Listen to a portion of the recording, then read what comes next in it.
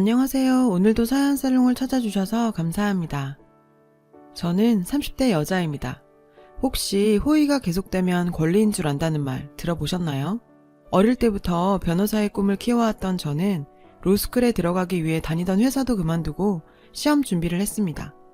긴 시간은 아니었지만 사회생활 하다가 돌아와서 다시 공부하려고 하니 여간 어려운 일이 아니었어요. 온종일 도서관에서 지내다 보니 머리는 산발에 추리닝에 뿔테 안경에 지금 생각해보면 정말 말도 안 되는 꼴로 도서관을 누볐어요. 그때는 목표가 너무 명확했기에 어떤 것도 눈에 들어오지 않았거든요.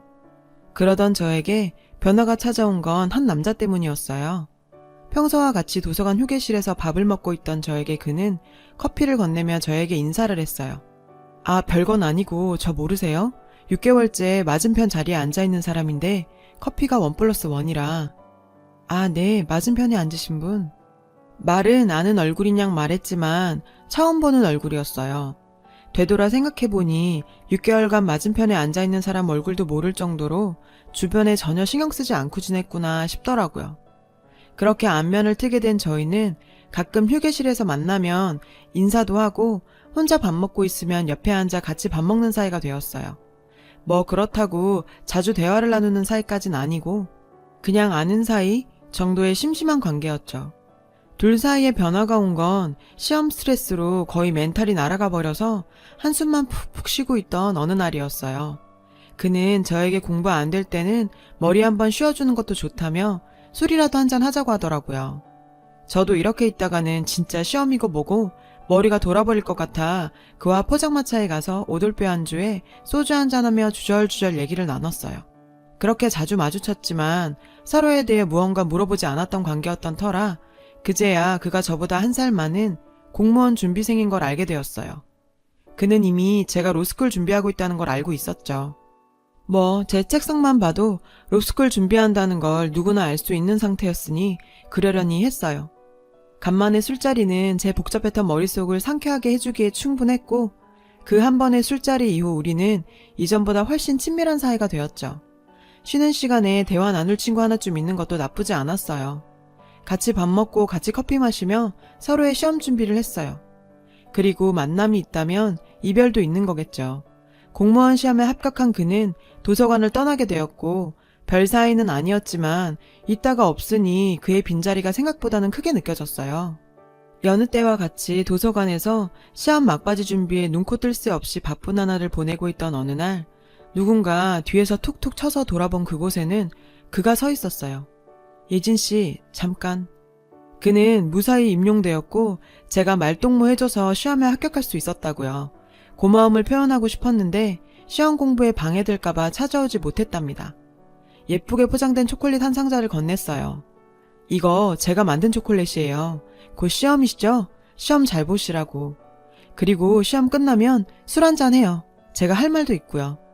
초콜릿과 간단한 인사만 전해주고 그는 돌아갔고 저는 인생을 건 시험을 앞둔 상황에서 이것저것 생각할 정신이 없었습니다.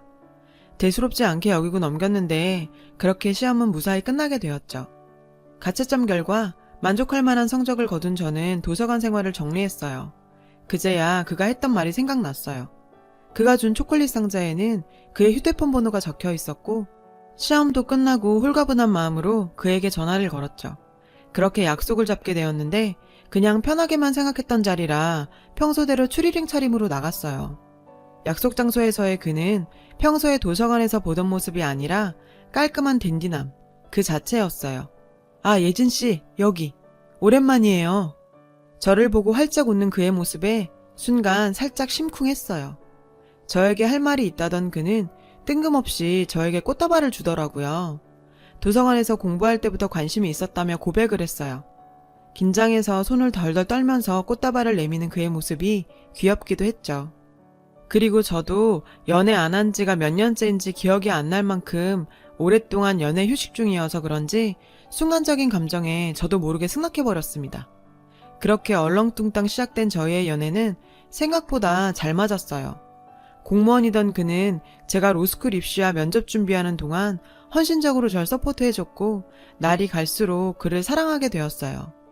사실 아직 로스쿨 입시도 끝나지 않은 제가 로스쿨에 들어간다고 해도 몇 년은 더 공부해야 하는 입장이라 연애가 부담스러운 것도 사실이었어요. 항상 저를 배려해줬던 그 남자 덕분에 저에게는 더 큰 동기부여가 됐어요. 그렇게 저는 드디어 로스쿨에 들어가게 되었습니다.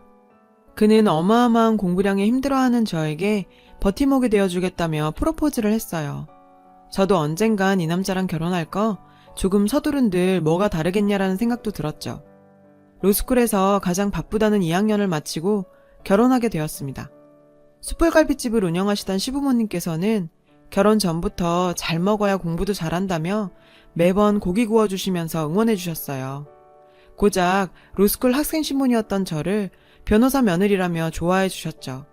결혼 후 마음이 안정되고 든든해서인지 공부도 더 잘 됐고 무사히 로스쿨 과정을 마칠 수 있었어요. 그렇게 변호사가 된 저는 양가 부모님의 자랑이자 남편의 자랑이 되었습니다. 하지만 정작 저는 변호사가 된 후 제대로 하늘 한번 못 쳐다볼 만큼 바빴어요. TV에서 볼 법한 대형 로펌은 아니었지만 꽤나 내실 있는 로펌에 취직하게 되었어요.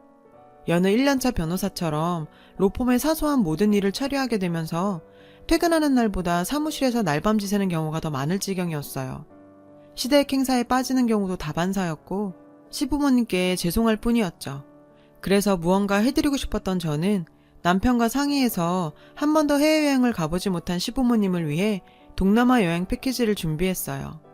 하지만 현실적으로 5일씩이나 가게를 닫는 건 음식 장사에는 치명적이라 고민이 되었죠. 그러고 있는데 저희 친정엄마가 선뜻 나서주셨어요. 젊을 때 가게도 해보신 분이거든요. 5일 정도는 가게 관리해줄 수 있다며 사돈 첫 해외여행인데 이 정도도 못 도와주겠냐고요.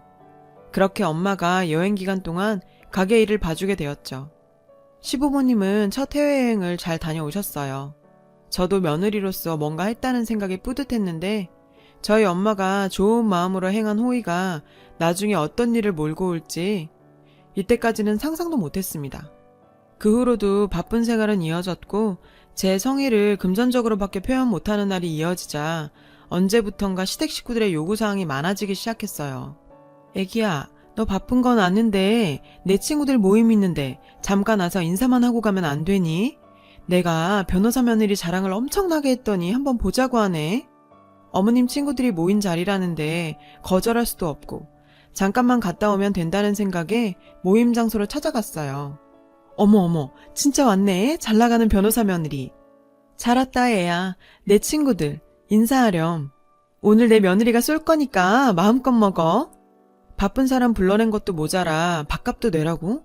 굳이 내라고 안 했어도 낼 수 있는 상황이었지만 저와 동의도 없이 당연한 듯 말하는 시어머니에게 이건 꼭 짚고 넘어가야 한다고 생각했어요. 그날 밤 시댁을 찾아뵙고 정중하게 어머니께 오늘 일에 관해 얘기를 꺼냈어요. 어머님, 다음부터는 사전에 좀 말씀을 해주시고 부르셨으면 좋겠어요. 그리고 계산 문제도 저와 얘기도 없이 갑자기 제가 내는 거라고 말씀하셔서 사실 저 좀 당황스러웠거든요. 얘 말하는 거 봐라. 시어미가 친구들 모임에 며느리 한번 불러내는 게 뭐 그리 큰일이라고. 변호사 일은 너 혼자 다 하니? 일부러 너희 사무실 근처로 약속도 잡았잖아. 옆에서 시누이도 한마디 거들었는데요. 언니, 밥 한 번 살 수도 있지. 그거 가지고 그렇게 생색이에요. 말이야 바른 말이지. 언니가 그렇게 변호사 될 수 있었던 것도 다 우리 오빠가 뒷바라지 해서 그런 거 아니에요. 뭐라고? 제가 제 돈 내고 밥 사고 하는 게 당연한 듯 말하는 시누이의 모습에 어처구니가 없었지만 남편 덕에 편하게 공부할 수 있었던 건 사실이었으니까요. 굳이 왈가왈부하지 않았어요.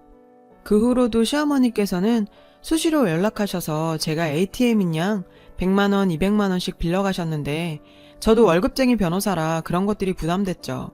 그렇다고 시어머니께서 갚겠다며 빌려달라는데 안 줄 수도 없는 노릇이었죠. 그렇게 시간은 흘렀고 저도 어느새 4년차 변호사가 되니 회사에서도 어느 정도 자리를 잡았습니다. 시간적 여유도 생기게 되었어요. 문득 어젯밤 엄마의 통화에서 몸이 안 좋다는 얘기가 생각이 나더라고요. 저는 엄마가 좋아하는 포도를 사들고 오랜만에 친정을 방문했어요. 집에 아프다는 엄마는 없었고 아빠는 저에게 충격적인 얘기를 전하셨어요.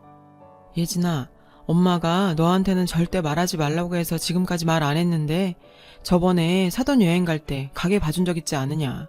그 이후로 심심하면 가게일 좀 도와달라고 불러댄다. 네 시어미가 말이다. 내가 너희 엄마한테 가지 말라고 해도 혹여나 그것 때문에 네가 시댁에서 미움받을까봐 오늘도 아픈 몸을 이끌고 가게 나갔다. 순간 저는 머리에서 무언가 끊어진 듯 멍해졌어요. 왜 엄마가 시어머니 가게에 나가서 일을 한다는 건지, 아니 그걸 나는 지금까지 왜 몰랐던 거지? 우리 엄마는 지금...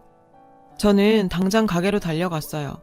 그곳에는 시어머니는 보이지도 않고 저희 엄마를 직원처럼 부리는 시누이의 모습을 보게 되었어요. 사돈어른, 거기, 불판, 아니 거기 말고!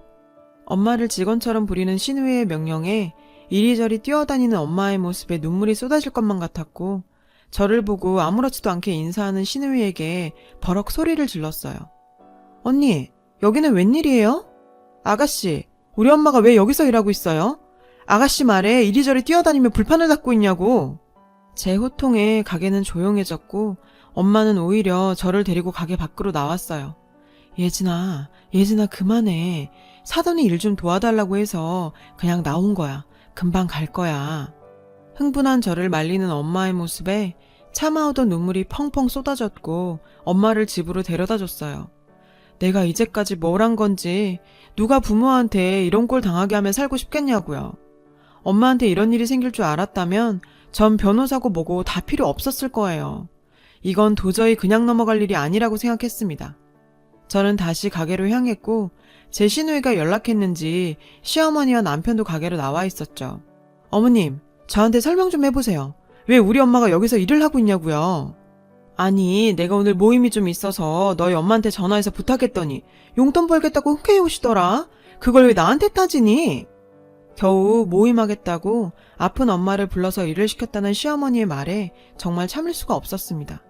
어머님이 꼭 모임 나가야 한다고 아프다는 엄마 나오라고 쏘아 붙이셨다면서요. 참, 너희 엄마도 조잡스럽게 별 말을 다 한다. 또 신우는 눈치도 없이 끼어들어서 간신히 잡고 있던 저의 이성의 끈을 끊어놨죠. 언니 진짜 너무하네. 집에서 탱자탱자 놀고 있는 사돈어른 용돈이라도 벌라고 일자리 중에 누군데 고마워하지를 못할 망정 어디서 행패해요 행패. 언니는 위아래도 없어요. 행패? 사돈 용돈을 줘?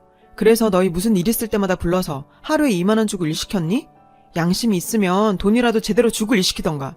너는 하루에 2만 원 받고 일해볼래? 당연히 제 편이 되어줄 거라 생각했던 남편의 태도는 정말 기가 막혔죠. 당신 그만해. 아무리 화가 나도 시누이한테 너가 뭐야 너가. 엄마도 집에서 적적하신 장모님 생각해서 일거리 주신 건데 지금 당신이 너무 치사하게 구는 거 아니야? 돈 적게 줬다고? 이 인간도 이미 지 엄마가 우리 엄마 일 시키는 거 알고 있었던 눈치인데 남편의 기도 안 차는 소리에 저는 저 인간들한테 온갖 정이 다 떨어져 버렸고 제대로 치사해지기로 했습니다. 그래, 나 치사하다. 너희한테 내가 진짜 치사한 게 뭔지 보여줄게. 내가 호구라서 지금까지 참고 산 줄 알아? 너희는 적당히를 모르네. 누군가 호의를 베풀어주면 감사하게 여겨야지. 그거 권리 있냐 굴어대는 꼴 더는 못 봐. 너 이제 막 나가는구나. 변호사라고 해서 이쁘게 봐줬더니 아주 막대먹은 애구나. 우리 아들이 헌신해서 변호사 만들어놨더니 이제 와서 자기 변호사라고 유세를 떨고 있네. 참, 귀에 박히게 듣던 그놈의 아들 헌신. 저 인간들에게 제 노력은 아무것도 아닌가 보네요. 고맙게는 생각하지만 현실적으로 학비며 수험 비용은 모두 친정 부모님이 다 대주셨는데 지금 와서 모든 것을 본인들이 다 한양구는 꼴을 보고 있자니 구역질이 날 지경이었어요. 저희 엄마 근로계약서 썼어요? 일단 근로계약서 위반, 최저시급 미준수. 여기 언제 위생점검 받으셨나 한번 문의해봐야겠네. 여기 현금 받으면 할인해주죠? 참 걸릴 거 많네요. 기다리세요. 행정처분 곧 날라올 테니. 뭐라는 거야? 치사하게 이럴래?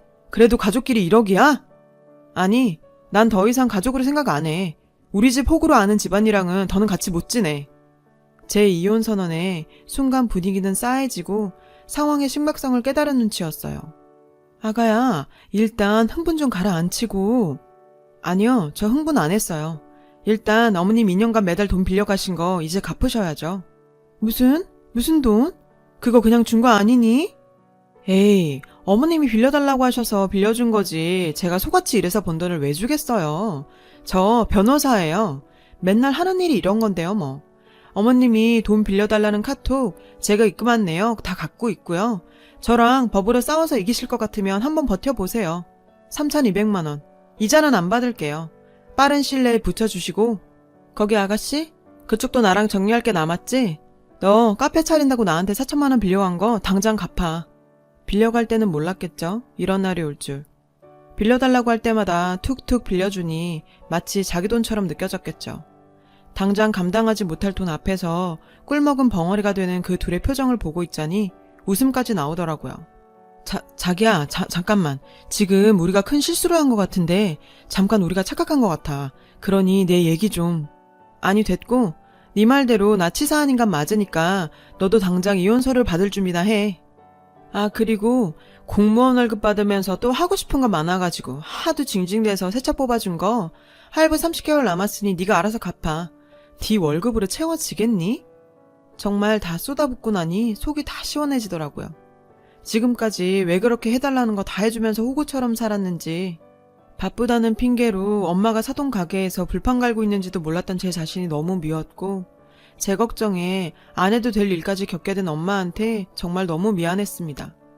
아직 소송 중에 있지만 사무실 동료들도 제 이혼 소송에 최선을 다해주고 있어서 무난하게 좋은 결과 거둘 것 같아요. 친정한테 못했던 효도도 하며 제 할 일 잘하고 살아야겠습니다. 가슴속에 무언가 꽉 막혀있던 것들이 조금씩 풀리는 것 같아요. 제 얘기를 들어주셔서 감사합니다. 항상 건강하세요. 여러분, 사연 댓글에 응원과 현명한 조언 부탁드려요. 좋아요와 구독은 저에게 큰 힘이 됩니다. 오늘도 좋은 일 가득하세요.